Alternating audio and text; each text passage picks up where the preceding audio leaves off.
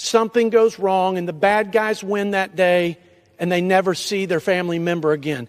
And yet my Democrat colleague repeatedly referred to our honorable ICE and CBP agents as masked thugs. At first glance, this appears to be just another heated exchange in Congress between Representative Ilhan Omar and Representative Jody Arrington. But the way the moment is framed suggests something more layered is going on beneath the surface. A deeper disagreement over how border security, law enforcement, and accountability should actually be defined. What makes this clip stand out isn't only the disagreement between Ilhan Omar and Jody Arrington, but how quickly their arguments shift into competing narratives about what is really happening on the ground, and what those events mean for immigration enforcement, public safety, and government responsibility. Effort is even more incomprehensible considering it comes after Trump and congressional Republicans already created an $85 billion slush fund for ICE during the last budget reconciliation process. In my district, ICE has used the money to terrorize Minnesotans, particularly our Black and brown communities, through Operation Metro Surge. We watched in horror as ICE agents murdered our neighbors, Renee Good and Alex Brady, in broad daylight. We witnessed our neighbors being snatched off the street, pulled from their homes and cars without a warrant. We saw dozens of children ripped away from their families, friends, and schools, shipped to detention centers out of state. Our communities are still recovering from that devastation caused by the federal occupation and the blatant trampling of the rights we as Americans hold dear. We cannot send this rogue and unaccountable agency another cent. You'll hear my colleagues no doubt say, if we could just agree on some common sense reforms, we would have opened up the Department of Homeland Security. We would have been glad to work with you. But let's think about these quote unquote common sense reforms. To require this administration to get a judicial warrant to expel criminal aliens from our country. There is not a Democrat or Republican former commander-in-chief that would ever find that acceptable. Because in fact, these criminal aliens have had their day in immigration court, and they have their orders to be expelled because they are not here with cause. They are here with threat to my family and to my community and to my great state of Texas and to this beloved country of ours, and it's unacceptable.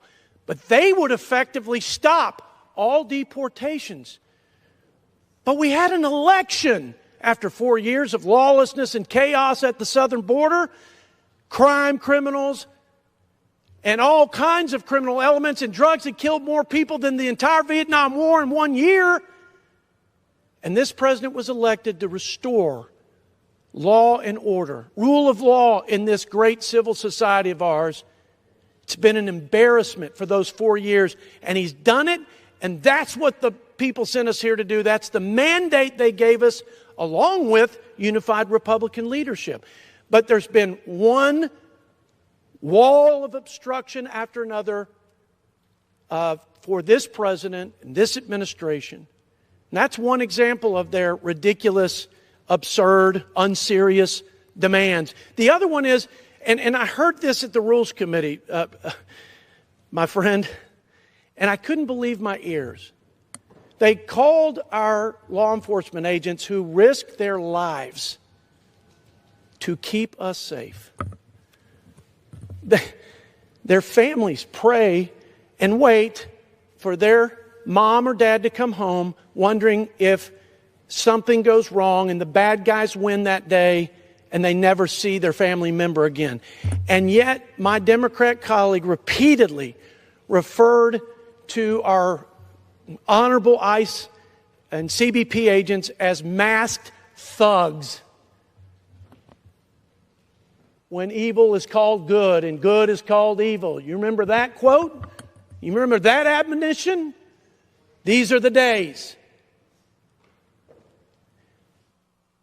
Mr. Speaker, we've given 16 chances, and all opportunities to vote to turn this government of the people back on and support our ICE and CBP agents, to protect our ports by funding our guardsmen, to protect the CISA agents, to protect our critical infrastructure while cyber attacks are on the rise, and to resource our FEMA agency to be ready to respond to our citizens in a natural disaster. 16 times they said no. No. And here we are. Demasking our agents, calling them masked thugs. 8,000% increase, Mr. Speaker, in death threats to these gentlemen and gentle lady who wear the badge, who wear the uniform, who protect the thin blue line. 1,300% increase in assaults. 3,200% increase in vehicular assaults. We know who they are. We have made great effort to identify each agent so they would be held accountable if they did anything illegal or inappropriate. But we have cartel members who have bounties of tens of thousands of dollars on their heads. And we have masked, leftist, radical, violent folks who are assaulting them in the streets while they're trying to do their dangerous job. You want to know why we're here, Mr. Speaker? You want to know why we're here, American people? This exchange is being presented as a sharp contrast between Representative Ilhan Omar and Representative Jody Arrington. On Ilhan Omar's side, she is described as criticizing an $85 billion allocation connected to ICE funding, while also making serious allegations about immigration enforcement actions, including claims of misconduct and harm involving ICE operations. In this framing, her statements reflect a critical view of how federal immigration enforcement is being carried out and its impact on certain communities. Opponents of this perspective emphasize that ICE and CBP agents operate under difficult and often dangerous conditions, and argue that describing them in highly negative terms can contribute to increased hostility toward law enforcement personnel. On Jody Arrington's side, he presents specific figures and claims regarding enforcement conditions, including an 8,000% increase in death threats against immigration enforcement agents, a 3,200% increase in vehicular assaults targeting agents. He uses these figures to highlight what he describes as increased risks faced by ICE and CBP personnel while carrying out border enforcement duties. He also references electoral outcomes, stating that recent elections reflect public support for stronger border enforcement, stricter immigration controls, and a return to more firm law and order policy approaches.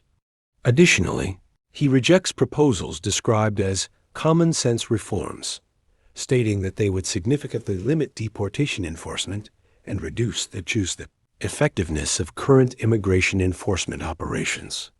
The broader exchange reflects two competing policy perspectives, one focused on immigration enforcement, border security, and officer safety, the other focused on oversight, accountability, and the humanitarian impact of enforcement practices. If you want clear, structured political analysis that avoids the noise and focuses on how arguments actually hold up, that's exactly what this channel is built for.